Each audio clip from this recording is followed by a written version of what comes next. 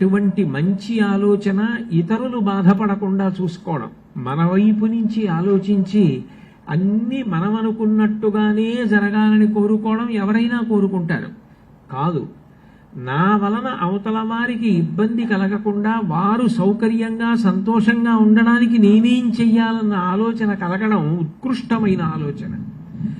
అట్లా అన్ని విషయాలలోనూ కూడా నా వలన ఎవరికి బాధ కలగకూడదు, నా వలన అందరూ సంతోషించాలనేటటువంటి సద్బుద్ధి కలగడం శ్రియం.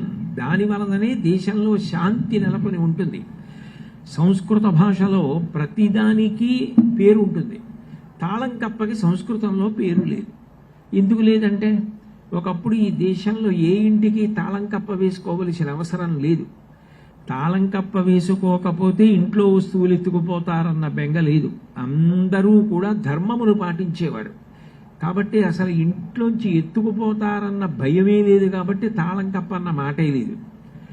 కానీ తర్వాత తాళం కప్ప వచ్చింది, చెవి వచ్చింది. చెవి లేని కప్ప, కప్ప లేని చెవి ఉండవు.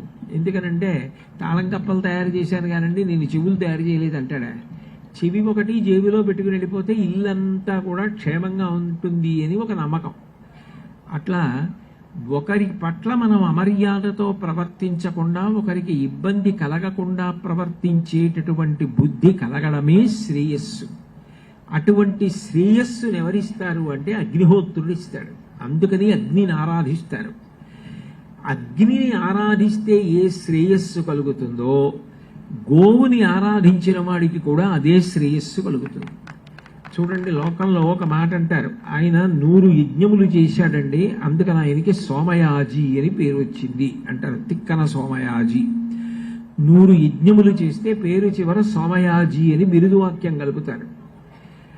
ప్రతిరోజు అగ్ని కార్యం చేసిన వాడితో సమానుడు ఎప్పుడవుతాడు అంటే ప్రతిరోజు గోవుకు పట్టుకెళ్ళి గ్రాసం పెట్టారనుకోండి, గ్రాసం పెడితే వాడు అగ్ని కార్యం చేసిన వాడితో సమానము.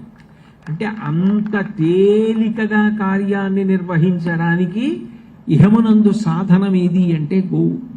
అందుకే గోవుకు పెట్టేదాన్ని గ్రాసము అని పిలుస్తారు. గ్రాసము అంటే చేత్తో పట్టుకుని పెట్టడం. మనం దేవతలకు నైవేద్యం పెడుతున్నాం అనుకోండి, వాళ్ళు ప్రత్యక్షంగా తినడం మనకి కనపడదు, కానీ భక్తిభావంతో నైవేద్యం పెడతాం, వాళ్ళు స్వీకరిస్తారని. వాళ్ళకి నైవేద్యం పెట్టాక ప్రసాదం. కానీ గోవు విషయంలో ఉన్న గొప్పతనం ఏమిటంటే మీరు ఏదైనా చేత్తో పట్టుకొని గుప్పిడికి పట్టినంత పచ్చిగడ్డి కానీ ఎండుగడ్డి కానీ పట్టుకెళ్ళి గోవు దగ్గర అందించారనుకోండి, అగ్ని కీలలు ఎలా తిరుగుతాయో నాలుక అట్లా తిప్పి పట్టుకుంటుంది గోవు, పట్టుకుని లాగి తింటుంది. అలా గోవు తిన్న కారణం చేత అగ్నిహోత్రమునందు ఆ రోజు నువ్వు హవ్యమునిచ్చి అగ్ని కార్యములు చేశావు అని దేవతలు అనుగ్రహిస్తారు. అంటే అగ్ని కార్యం చెయ్యలేకపోయిన దోషం పోవాలి అంటే గోవుకి సేవ చేస్తే, గోవుకి గ్రాసం పెడితే చాలు. గోగ్రాసం పెట్టడం అంత గొప్ప విషయం. మహాభారతంలోనే భీష్మాచార్యుల వారు గోగ్రాసం గురించి మాట్లాడుతూ ఒక మాట అంటారు, గావో మే మాతరః సర్వాః పితరశ్చైవ గోవృషాః గ్రాసముష్టిం మయా దత్తం ప్రతిగృహీత మాతరః యత్కృతం దుష్కృతం తేన జ్ఞానతో అజ్ఞానతోపి వా తస్య నశ్యతి తత్సర్వం దుస్వప్నంచ వినశ్యతి. భారతం అంటే పంచమ వేదం. 4 వేదములలో చెప్పిన విషయాలనే మళ్ళీ అందరూ చదువుకోవడానికి వీలుగా వ్యాసుడు భారతాన్ని అందించాడు. అందుకే వ్యాస భగవానుణ్ణి నమోస్తుతే వ్యాస విశాల బుద్ధే పులారవిందాయత పత్రనేత్ర ఏన త్వయా భారత తైలపూర్ణ ప్రజ్వాలితో జ్ఞానమయ ప్రదీప అంటారు. అట్లా గోగ్రాసము గురించి భీష్ముడు మహాభారతంలో మాట్లాడతాడు. అంటే వ్యాసుల వారు మనకి భీష్ముడి చేత చెప్పించినది అందించారు. భీష్ముడంతటి వాడు అంపశయ్య మీద పడుకుని చెప్పినటువంటి విషయాలు, అందులో చెప్పినటువంటి మాట, ఎవరైనా సరే ఒక ఆవు దగ్గరికి వెళ్ళి గ్రాసం పెట్టేటప్పుడు, పచ్చిగడ్డి కానీ ఎండుగడ్డి కానీ పెట్టేటప్పుడు ఈ శ్లోకం చెప్తే, ఏమిటి ఆ శ్లోకం అంటే గావో మే మాతరః సర్వాః, అందరి అమ్మలు గోమాత యందే ఉన్నారు. ఎందుకనంటే లోకంలో అమ్మ అన్న మాట కన్నా మధురమైన మాట, అమ్మ కన్నా గొప్పది ఈ లోకంలో ఇంకొకటి ఉండదు. అమ్మ లేని నాడు మన ఉనికే లేదు. అటువంటి అమ్మ ఏదో ఒకనాడు వెళ్ళిపోతుంది. అమ్మ కన్నా ముందు బిడ్డ వెళ్ళాలని ఏ అమ్మ కోరుకోదు. బిడ్డ చేతులలో తాను వెళ్ళిపోవాలని కోరుకుంటుంది.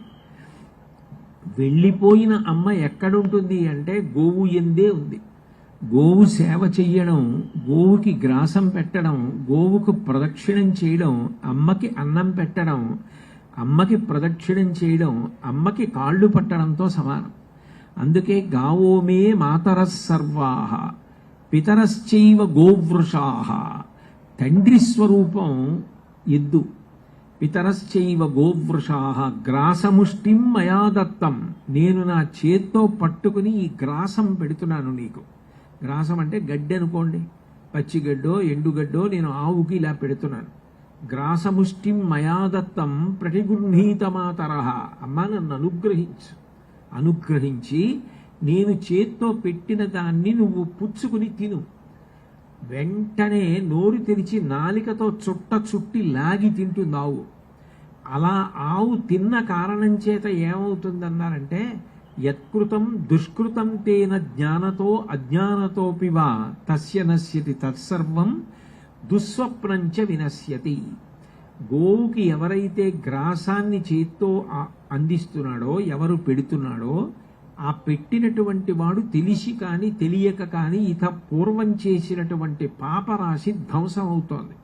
అగ్నిహోత్రుడు ఎలా పాపము తీసి శ్రియం ఇస్తాడో, గోవు కూడా గ్రాసమును తిని మనని అలా అనుగ్రహిస్తుంది. అంతేకాదు దుస్వప్నముల వలన వచ్చే ఫలితం కూడా గోగ్రాసము వలన పోయింది అని భీష్ముడు చెప్పాడు. నేను చెప్పట్లేదు, అందుకే ఆ శ్లోకాలు కూడా మీకు ఉటంకించాను. అంటే గోవుకి గ్రాసం పెట్టడం అంత గొప్ప. నిజానికి మనని మనం తరింప చేసుకోవడం అన్న మాటకి తాత్పర్యం మన జీవుడి గురించి చేసుకోవడం. సాధారణంగా లోకంలో ఒక మాట ఉంటుంది, ఆయనకి స్వార్థం ఎక్కువండి అంటారు. స్వార్థం ఎక్కువండి అన్న మాట ఎప్పుడు వాడతారు? ఆయన ఎప్పుడు ఇతరుల గురించి ఆలోచించడు, తన గురించి తాను ఆలోచించుకుంటాడని. నిజానికి యథార్థంగా తన గురించి తాను ఆలోచించుకున్నవాడైతే దాచుకోడు. దాచుకున్నది ఏది తన వెంట వచ్చేది కాదు.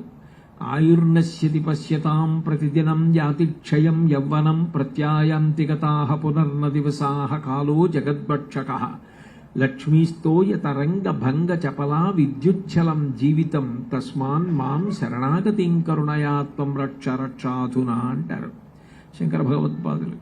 సూర్యోదయ సూర్యాస్తమయాల్లో ఆయుర్దాయం అయిపోతుంది. అయిపోతున్న ఆయుర్దాయంలో స్వార్థము అంటే నా గురించి నేను ఆలోచించుకోవడం, అంటే నా జీవుడి గురించి ఆలోచించడం. ఈ జన్మలో భార్య ఉంది, ఈ జన్మలో పిల్లలు ఉన్నారు, మంచిదే. కానీ జీవుడి శరీరాన్ని వదిలిపెట్టి వేరొక శరీరానికి వెళ్ళిపోతే అక్కడ కూడా భార్య ఉంటుంది, అక్కడ కూడా పిల్లలు ఉంటారు. అక్కడ ఎలా సుఖపెడతావు? అక్కడ పెట్టగలిగిన శక్తి ఎక్కడి నుంచి వస్తుంది అంటే నువ్వు ఇక్కడ చేసినటువంటి పుణ్యమే.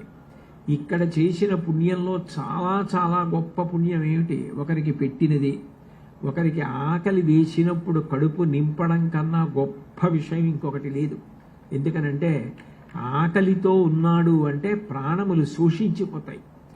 ప్రాణములు శోషించిపోతున్న వాడికి అన్నం పెట్టారు అంటే వాడు ఆ అన్నబలంతో మళ్ళీ ఆకలేసే వరకు, అంటే రాత్రి వరకు మళ్ళీ వాడు బ్రతికుంటాడు. అంటే వాడికి ఆయువును మీరు ఇచ్చినట్టు లెక్క. జీవదానం చేసిన వాడు, జీవనదానము చేసిన వాడికి ఏ ఫలితం వస్తుందో అన్నదానం చేసిన వాడికి ఆ ఫలితం వస్తుంది. అన్నదానం చేయడం అంత గొప్పదైతే ధర్మమునకే ఇరుసైనటువంటి గోవుకి గ్రాసం పెట్టడం అంత గొప్పదని చెప్పింది శాస్త్రం. కాబట్టి గోవుకు పట్టుకెళ్ళి గ్రాసం పెట్టడం అన్నది అంత పుణ్యప్రదం. అందుకే కొంతమంది ఏం చేస్తారంటే, నేను ప్రతిరోజు గోశాలకు వెళ్ళడం సాధ్యం అవుతుందా, నేను ప్రతిరోజు పచ్చిగడ్డో ఎండుగడ్డో తీసుకొచ్చి గోవుకి పెట్టడం సాధ్యమవుతుందా అనుకుంటే ఒక ఆవుని దత్తత తీసుకుంటారు. దత్తత తీసుకోవడం అంటే ఈ గోపోషణ నేను తీసుకుంటున్నాను. ఒక గోవు పోషణకి ఒక సంవత్సర కాలానికి ఎంత అవుతుందో అంత ద్రవ్యాన్ని కట్టి ఈ గోవుని నా పేరు మీద పోషించండి అంటారు. ఇప్పుడు చూడండి, ఒక హోమం జరుగుతుంది, ఒక యజ్ఞం జరుగుతుంది. ఆ యజ్ఞమో హోమమో జరుగుతున్నప్పుడు అందులో అన్వయం చేసే మంత్రాలు మనకి రావు. అప్పుడు మనం ఏం చేస్తామంటే అవి వచ్చినటువంటి పెద్దల్ని పిలిచి వరుడు ఇస్తాం. అయ్యా, మీరు మా కొరకు ఈ కార్యాన్ని చెయ్యండి అంటాం. వాళ్ళు యథాశక్తి తప్పకుండా చేస్తాను అని మాట ఇచ్చి వరుని తీసుకుని మనం ఇచ్చిన దీక్షావస్త్రములు కట్టుకుని మన కొరకు మనకు రాని మంత్రాలు వాళ్ళు చదివి హోమం చేసి దాని వలన వచ్చే ఫలితాన్ని మనకిస్తారు. అట్లాగే గోవుకి గ్రాసం రోజు నేను వచ్చి పెట్టలేకపోయినా ఈ గోవుని నేను దత్తత తీసుకుంటున్నాను అంటే దీని పోషణ భారాన్ని నేను వహిస్తాను. ఇది ఒక సంవత్సర కాలమో ఒక నెలో లేకపోతే దాని జీవనకాలం ఇంత ఉంటుంది కాబట్టి దానికి కావలసిన ద్రవ్యాన్ని నేను ఇచ్చేస్తాను. అప్పుడు నేను రానివ్వండి, రాలేకపోనివ్వండి, ఏ కారణం చేతనైనా ప్రతిరోజు ఒక గోవు తింటోంది. గోవు తిన్న తర్వాత నేను తింటున్నట్లు లెక్క. అప్పుడు జీవితం ఎంత సుసంపన్నమైపోయింది. నిజమైన స్వార్థం అన్న మాటకు అర్థం ఏమిటంటే తనని తాను ఉద్ధరించుకోవడానికి గోవుని దత్తత తీసుకుంటారు. దత్తత తీసుకుని గోవుకి గ్రాసం పెడతారు. గోవుకి గ్రాసం పెట్టడం అన్నది అంత గొప్ప.